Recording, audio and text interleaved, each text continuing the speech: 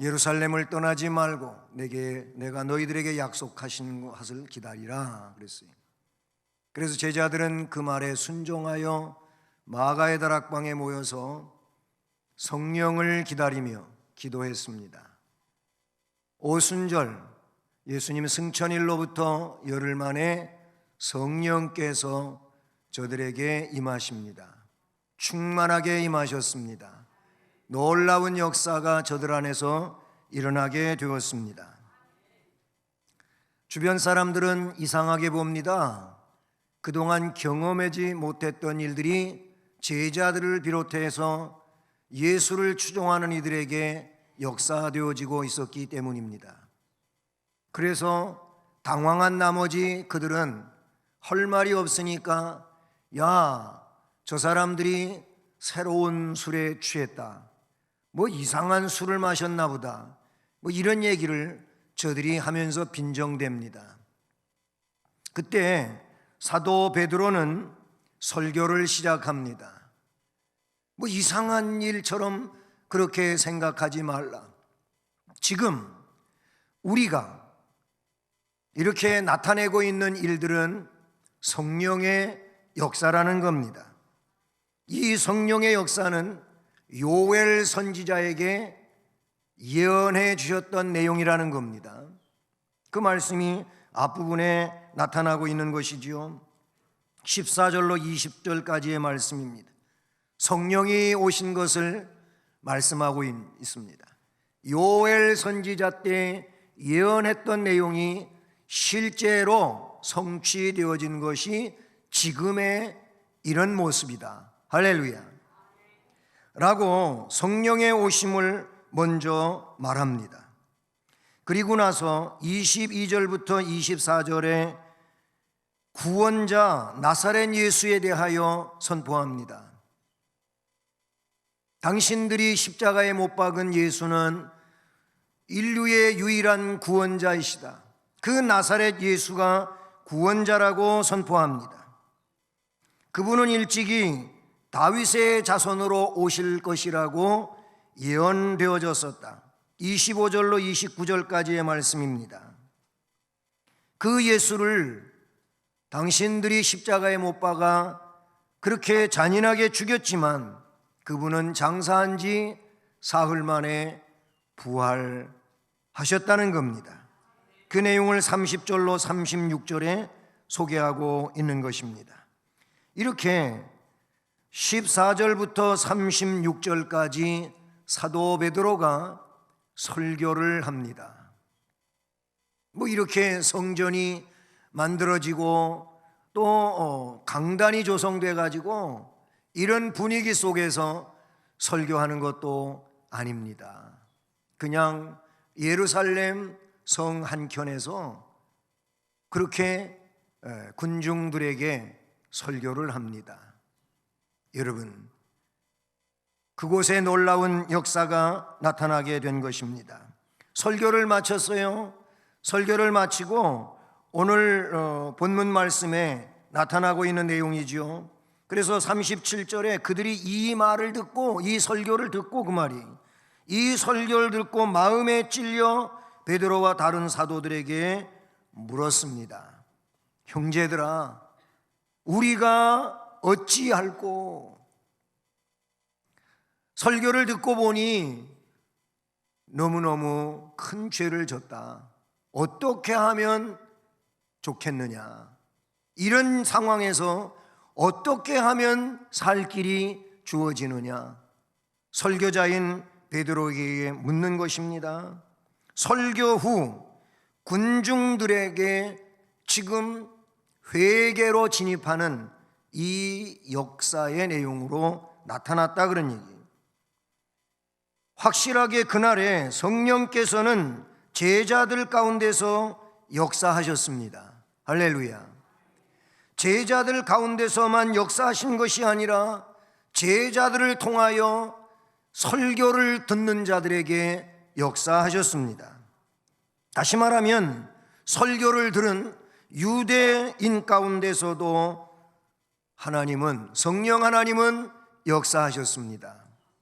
오늘 이곳에도 마음을 열고 말씀을 전능하신 하나님의 말씀으로 받고자 하는 이들에게 성령께서 동일하게 역사하실 줄로 믿습니다. 그러므로 설교를 듣고 설교를 들은 그들에게 일어난 일이 뭐냐면 어찌할꼬라는 겁니다. 여러분, 이 짧은 문장은 너무나도 중요한 내용인 줄로 믿습니다. 설교를 들은 자에게 있어야 할 일들은 어찌할꼬라는 겁니다. 그 시대나 오늘 이 시대나 하나님의 말씀이 들려지면 이 말씀 앞에 어떻게 하면 될까? 이것이 중요하다는 겁니다. 오전 예배에도 기도에 대하여 말씀을 들었습니다. 기도를 성경에서 요구하는 것처럼 잘 하지 않고 살았을 때 오전 예배에도 기도 안 하면서 살았으니 어찌할꼬 했어야 합니다. 그렇게 하셨습니까? 말씀은 외쳐지고 선포되어질지라도 오늘 이 시대의 강팍한 심령들은 어찌할꼬가 없다는 겁니다. 여기에 문제가 있다 그런 얘기예요. 성령의 역사에 의하여 어찌할꼬 하는 자에게 성령의 은혜가 부어지게 되는 줄로 믿습니다. 이 질문은 어찌할꼬, 이 질문은 너무나도 그 당시에 진지한 질문이었습니다.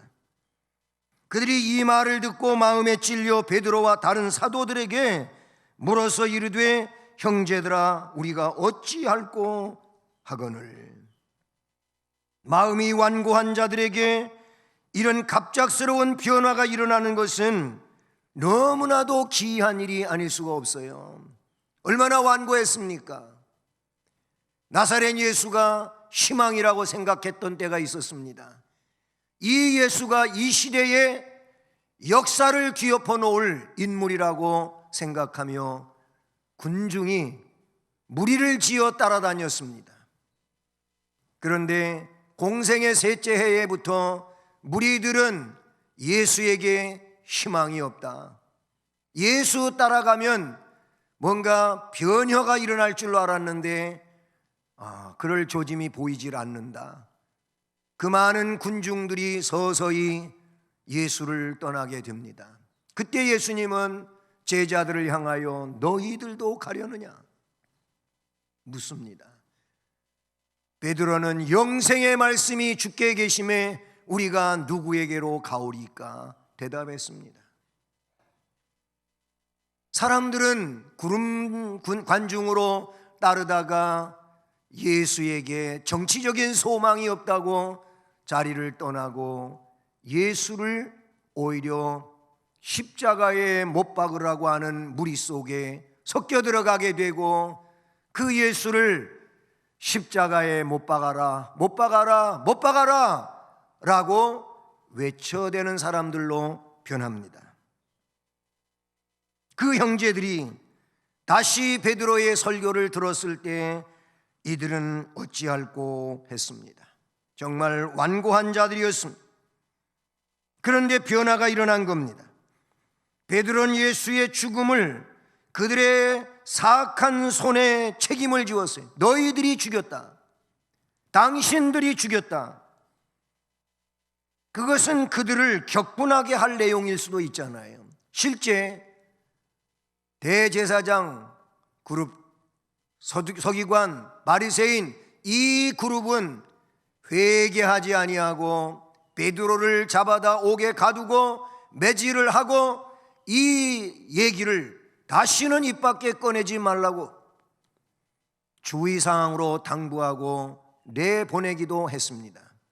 이 3장 4장 계속 나가면서 일어나는 일들 아닙니까? 그런데 일부분의 사도 베드로의 설교를 들은 사람들에게 어찌할꼬 라고 나타나게 되는 겁니다.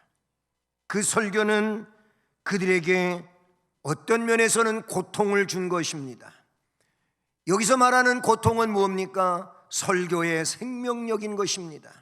설교를 듣고 양심의 가책을 받고 가책을 받으며 고통하는, 설교를 들어서 고통하는 자는 살 길이 열리게 되는 줄로 믿습니다. 설교를 들어도 무반응하면 무생명입니다. 그냥 그 얘기가 그 얘기고 뭐 달라질 게 없고, 그렇게 설교를 들었다면 그 설교는 생명력이 없는 것이고, 그렇게 설교를 평가했다면 그 용어는 생명이 없는 내용이 되고 말 것입니다. 베드로는 그들의 양심을 일깨웠습니다. 그들의 마음의 아픈 곳을 건드렸습니다.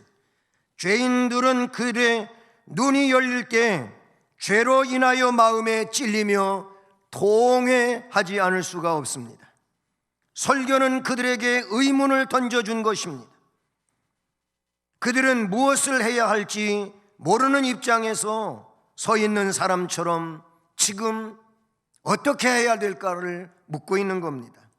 동시에 그들은 자기들에게 제시된 것은 무엇이나 즉시 행할 수 있다고 하는 사람처럼 알려달라고, 알면 하겠습니다 라고 접근하고 있었다, 그런 얘기입니다.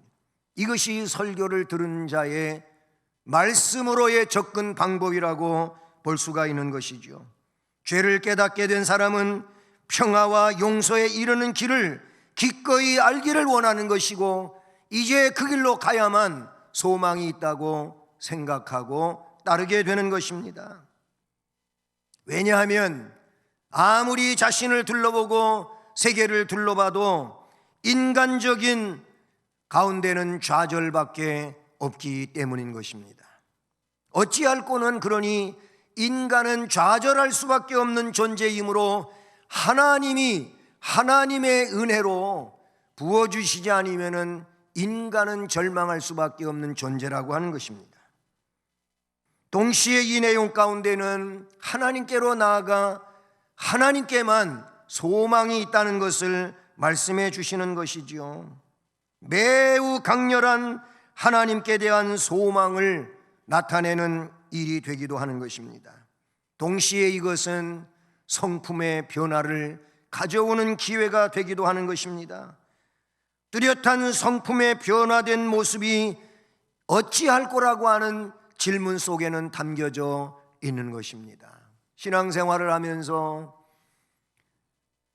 흘러가는 세월 속에 한 해가 가고 또 한 해가 가고 나이는 먹고 하면서도 어찌할 거 없이 살아가는 일이라면 거기에는 변화가 일어날 수가 없다는 사실인 것이죠. 철저하게 회개하는 사람은 성품에서부터 변화가 일어나게 되는 것이며, 성품에서의 변화는 삶으로의 변화로 이어지게 되는 줄로 믿습니다. 설교를 듣고 설교 후에 이들은 어찌할 거로 시작하여 회개로 이어지게 된다는 겁니다. 그래서 어찌할꼬 물었을 때 어찌할꼬 하는 자에게 사도 베드로가 또다시 선포합니다. 이 부분은 짧지요. 오늘 말씀에 38절 말씀에 어찌할꼬 하는 자들에게 주신 사도 베드로의 말씀입니다. 베드로가 이르되 너희가 회개하라 그랬습니다. 각각 예수 그리스도의 이름으로 세례를 받으라 그랬습니다. 죄 사함을 얻으라고 했습니다. 그렇게 되면 성령의 선물을 받으리라. 아멘. 성령의 선물을 받아야 될 줄로 믿습니다. 이것이 곧 살 길인 것입니다. 3장 19절 말씀에도 내려가 보면 그러므로 너희가 회개하고 돌이켜 너희 죄 없이함을 받으라. 이같이 하면 새롭게 되는 날이 주 앞으로부터 이를 것이요. 같은 맥락의 말씀인 줄로 믿습니다. 어찌할꼬 하는 자에게 주어지는 답은 회개하라입니다. 잘못을 회개하라입니다. 이것이 첫 번째 저들에게 주어진 내용인 것이죠. 그리고 예수 그리스도의 이름으로 각각 세례를 받아서 죄 없이함을 받으라 라는 겁니다. 회개는 죄 사함을 받는 그 진입로라고도 볼 수가 있는 것이죠. 회개의 촉구가 이루어졌습니다. 이미 유대인들은 마음에서부터 회개를 하였지만 베드로는 뚜렷한 회개의 열매를 맺도록 촉구하는 것이지요. 말로만 회개하는 모습을 보이지 말고 실제 행동으로 회개를 실천하라는 겁니다. 회개는 후회가 아닙니다. 후회는 지난날의 잘못을 아파하고 안타까워하는 일이지만 회개는 철저히 시정하여 새롭게 태어나는 것입니다. 그래서 회개의 헬라어 원어의 뜻은 방향을 바꾸라, 옳은 길로 돌아가라 라는 것이 회개의 뜻인 줄로 믿습니다. 삶의 방향의 전환이 결국 회개의 실제적 내용이라는 사실이죠. 그 다음에 세례를 명령했습니다. 성경을 보면 예수님도 세례를 받았고 제자들에게 세례를 명령했어요. 제자들 역시 그래서 그 명령에 따라 세례를 베풉니다. 세례가 구원의 조건이 되지는 않지만 세례를 베풀고 세례를 받는 이유는 뭡니까? 베드로전서 3장 21절을 보면 세례는 구원의 표로 나타나고 있습니다. 그리고 이 세례는 나는 죽고 이제 내 안에 주님이 사신다고 하는 것에 의미를 더합니다. 물로 그에게 세례를 약식 세례든 침례든 물속에 완전히 집어넣었다가 꺼내든 그 의미는 뭐냐면 나의 죄된 옛사람은 물속에 수장시켜 장사를 지냈다는 겁니다. 그리고 물속에서 올라온 자, 세례를 받은 자는 이제 나는 예수의 사람이라는 겁니다. 예수님을 위하여 사는 사람이라는 겁니다. 그게 세례예요. 자, 그러니 세례가 뭘 말하는 것입니까? 내 뜻대로가 아니고 하나님의 뜻대로 살겠다고 하는 공식적인 선언이 세례인 겁니다. 그러므로 우리가 세례를 받았다면 이제는 우리 고집대로 우리 생각대로 사는 것이 아니고 말씀에 붙들려 주님의 뜻을 따라가는 것이 세례 교인의 삶이라는 것이죠. 베드로가 선포하는 것은 회개하라, 그리고 각각 예수의 이름으로 세례를 받으라. 이 말은 이제는 크리스천이 되라, 즉 예수맨이 되라고 말씀해 주신 내용인 줄로 믿습니다.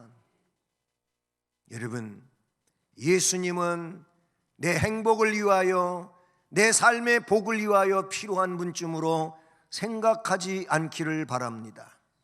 그분은 나의 전부가 되시는 분인 줄로 믿습니다. 그분은 나의 모든 것이 되는 분인 줄로 믿습니다. 그래서 예수를 위하여 살아야 합니다. 거듭난 바울은 말했습니다. 우리가 먹든지 마시든지 뭘 하든지 하나님의 영광을 위하여 하라고 하셨습니다. 살든지 죽든지 주님의 것이라고 고백하지 않았습니까? 그래서 살아있으면 주의 영광을 위하여 복음을 선포하고, 주를 위하여 살다가 죽으면 하나님의 나라에 나아간다는 것입니다. 죽음을 앞두고 바울 사도는 내가 달려갈 길을 마치고 믿음을 지켰으니 이제 이후로는 의로우신 재판장께서 나에게 의의 면류관을 씌워 주시리라. 나만 아니고 나와 같이 믿음으로 주를 따라가는 이들에게도 동일하게 주실 것이다. 아멘, 아멘. 이 믿음을 가지고 우리도 살든지 죽든지 주만 따라갈 수 있기를 원하는 것입니다. 세례는 그것입니다. 나는 죽고 이제부터 주님만이 나의 삶 속에 살아계시는 겁니다.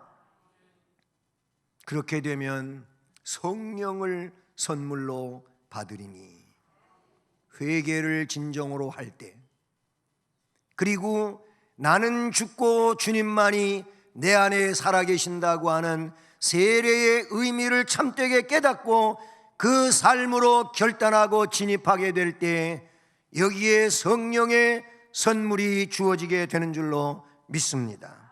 말씀이 그래요. 너희가 회개하여 각각 예수 그리스도의 이름으로 세례를 받고 죄 사함을 받으라. 그리하면 성령의 선물을 받으리니. 2월달 암송하는 말씀입니다. 오전 예배에 기도 교육으로 말씀을 계속 전해야 되기 때문에 암송 말씀을 전할 시간이 없어서 오늘 오후 시간에 증언하고 있는 것입니다. 그냥 베드로가 이르되 너희가 회개하여 각각 예수 그리스도의 이름으로 세례를 받고 죄 사함을 받아 그리하면 성령을 선물로, 이렇게 그냥 암송하고만 지나가지 말고 이 말씀이 내 삶 속에 뿌리 내려서 예수의 생명을 공급받고 살아가는 이런 말씀이 되기를 주님의 이름으로 축복합니다. 성령이 오시면 우리는 행복합니다. 능력입니다. 권세입니다. 역사를 담당하게 되는 줄로 믿습니다.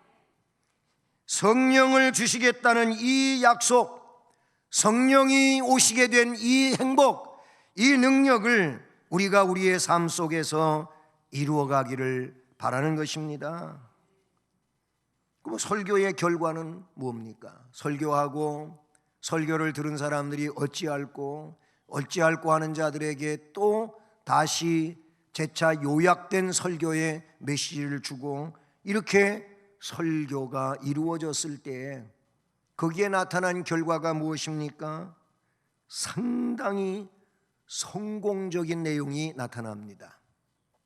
따라서 합니다. 설교를 잘 듣고 회개하면 성령의 선물을 받아 성공한다. 이게 성공이요, 이게 성공. 이게 성공이에요. 성령은 말씀과 함께 임재해서 그들로 하여금 기적 속에 나아가게 하신 줄로 믿습니다. 여러분, 기적을 원하십니까? 아멘. 기적 필요 없습니다. 그냥 나 잘 살면 좋겠습니다. 그래서 아멘이 별로 신통치가 않은 것 같아요. 여러분, 신앙의 삶은 기적을 경험해야 합니다. 하나님의 역사를 경험해야 합니다.